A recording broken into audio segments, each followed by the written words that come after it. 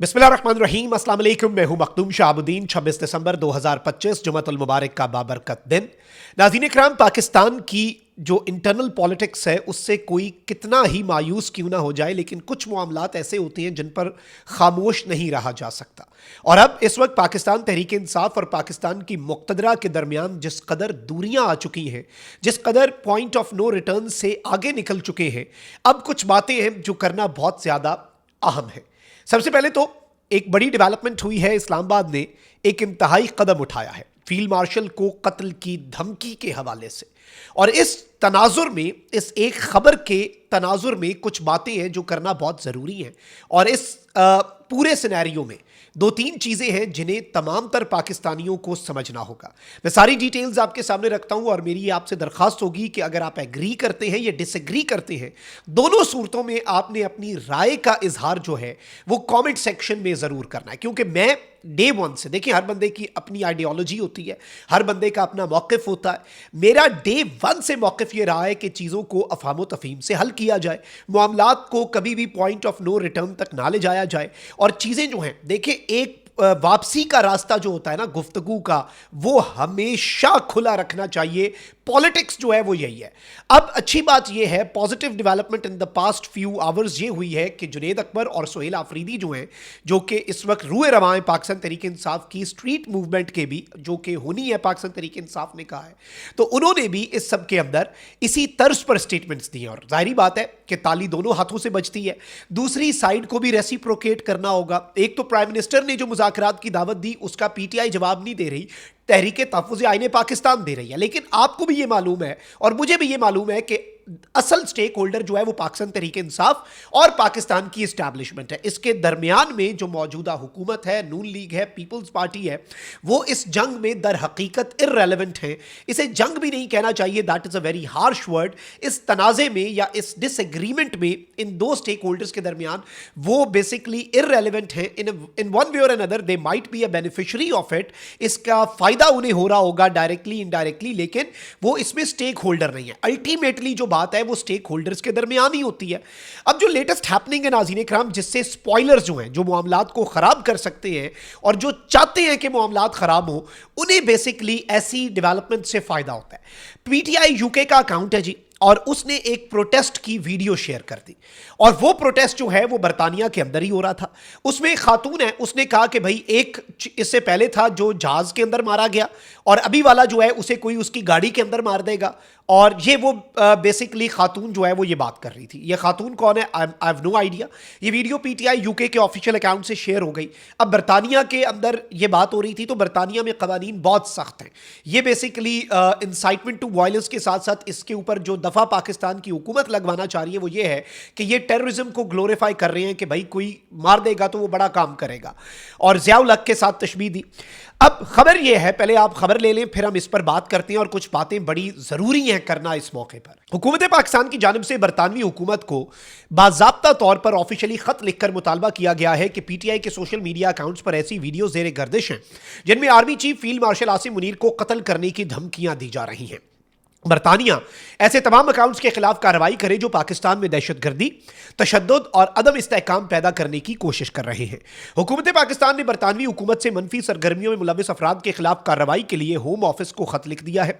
खत में कहा गया है कि पीटीआई से मुंसलिक सोशल मीडिया अकाउंट से ऐसी वीडियोज जेर गर्दिश हैं जिसमें आर्मी चीफ को कत्ल करने का मुतालबा किया जा रहा है। यह मवाद ना बयानबाजी और ना ही सियासी है। यह वाज़े तौर पर अक़वाम मुत्तहिदा के रुकन मुल्क की आला फौजी शख्सियत के कत्ल पर उकसाता है। यानी ये तनकीद नहीं है, ये फ्रीडम ऑफ एक्सप्रेशन नहीं है, बल्कि ये यूएन के एक मेंबर मुल्क जो है उसकी एक आला फौजी शख्सियत के कत्ल पर लोगों को उकसाने की बात है। यह पाकिस्तान की गवर्नमेंट का मौक़िफ़ है जो मैं पहले आपके सामने रख रहा हूँ। खत में कहा गया है कि पीटीआई से मुंसलिक प्लेटफॉर्म से मुसलसल इंतशार तशद्दुद की कॉल्स दी जा रही हैं। खत में मुतालबा किया गया है कि बरतानिया कत्ल और तशद्दुद की कॉल्स देने वालों की शनाख्त करे और तहकीकात करके उनके खिलाफ मुकदमा चलाए। हुकूमत पाकिस्तान की जानिब से लिखे गए खत में यह भी कहा गया है कि पीटीआई और इससे मुंसलिक प्लेटफॉर्म्स के पाकिस्तान में तशद्दुद, नफरत और बड़े पैमाने पर बदअमनी जो है फैलाने की तहकीकात की जाएं, पाकिस्तान में तशद्दुद पर उकसाने और बदअमनी फैलाने पर PTI पर फैसला कुन कानूनी और इंतजामी कार्रवाई की जाए जिसमें इस पर पाबंदी भी शामिल हो। खत में मजीद कहा गया है कि बरतानिया इस बात को यकीनी बनाए कि उसकी सरजमीन पाकिस्तान के खिलाफ तशद्दुद, बदअमनी और दहशतगर्दी को हवा देने के लिए इस्तेमाल ना हो। यह मामला बरतानिया की इंसदाद दहशतगर्दी, बैनुल अक़वामी क़वानीन और जिम्मेदार रियासती तर्ज अमल के लिए अज़म का इम्तिहान भी है, यानी this is now a test for the UK, ये पाकिस्तान की गवर्नमेंट ने कहा है। इस खत में कहा गया कि बरतानिया की खामोशी को गैर जानिबदारी नहीं समझा जाएगा और इसके बाहमी एतमाद और ताउन पर संगीन असरात मुरतब होंगे। यानी पाकिस्तान की गवर्नमेंट ने बड़ा सख्त खत लिखा है और इसमें एक तरह की वार्निंग भी है कि भाई आप खामोश रहे तो हम ये नहीं समझेंगे आप न्यूट्रल हैं, हम समझेंगे आप साइड्स ले रहे हैं और दोनों मुल्कों के दरमियान ट्रस्ट डेफिसिट होगा और जो दोनों मुल्कों के दरमियान कॉपरेशन है उस पर एडवर्स इफेक्ट्स होंगे। पाकिस्तान ने कहा है कि भाई फिर दोनों मुल्कों के ताल्लुकात वैसे नहीं रहेंगे। पाकिस्तान बरतानिया के साथ अपने ताल्लुकात को बहुत अहमियत देता है और तवक्को है कि इस मामले से फौरी तौर पर निपटा जाएगा।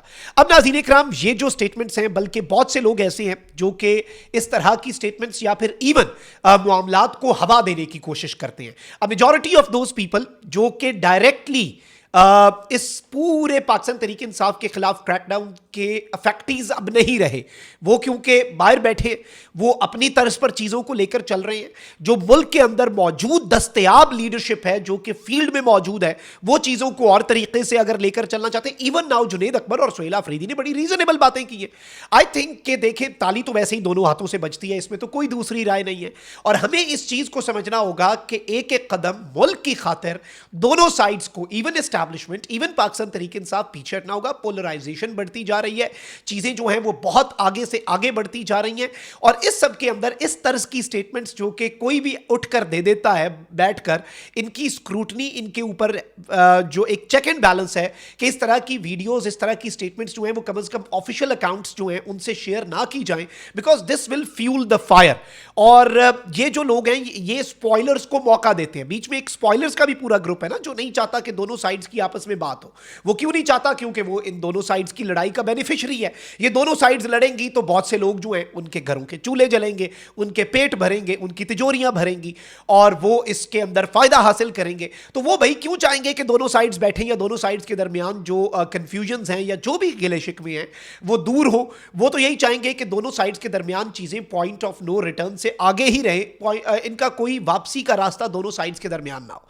अब नाज़रीन इकराम, अब दोनों साइड्स जो हैं उन्हें एक एक कदम वैसे ही पीछे हटना चाहिए क्योंकि for the greater good of the country बहुत चीजें जो हैं वो आगे बढ़ चुकी हैं। लेकिन देखें, एंड पे भी जंग भी हो जाए ना, बड़ी बड़े मुल्कों की बड़ी बड़ी जंगों के बाद भी ना उन मुल्कों को आके बैठना पड़ता है मुज़ाकरात की मेज में।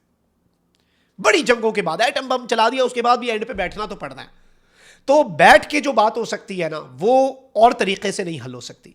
इसमें जो रीजनेबल सेन वॉइसेस हैं, सैनिटी प्रिवेल करनी चाहिए, सेन वॉइसेस जो हैं उन्हें आगे आना चाहिए और थोड़ी सी तलखी को कम करने के लिए ऑब्वियसली सबको एक एक कदम पीछे हटना पड़ता है, तभी जाकर तलखियां जो हैं वो कम होती हैं और अदावतें होती हैं, तगाफुल होता है, रंजिशें होती हैं, लेकिन कोई भी ऐसी चीज़ नहीं होती जो बैठ कर हल न की जा सके।